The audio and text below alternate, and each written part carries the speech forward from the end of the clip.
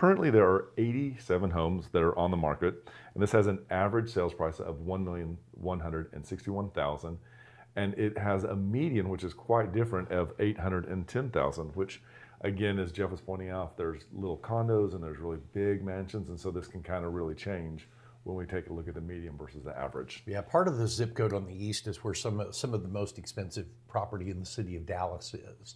So you get into a small section of it there where you've got a $28 million home and a $32 million home, and that really skews when you're talking the majority of your homes in there are under $1 million, I'd say. Absolutely.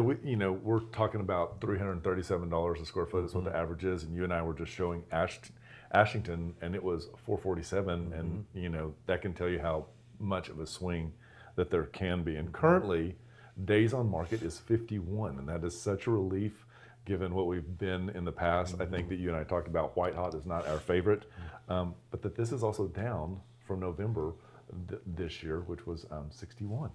And in December, there were 22 new listings that came on the market in that zip code. There are currently 13 pending homes there.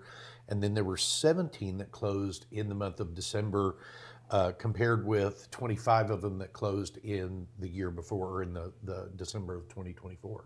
So there's about 2.8 months worth of inventory on the market. We like it to see closer to 4, but we'll take this every day versus what we've seen in the past.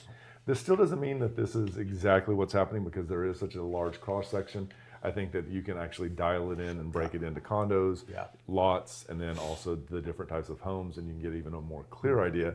But this is a really great way for us to kick off the new year and talk a little bit more about real estate here in Dallas.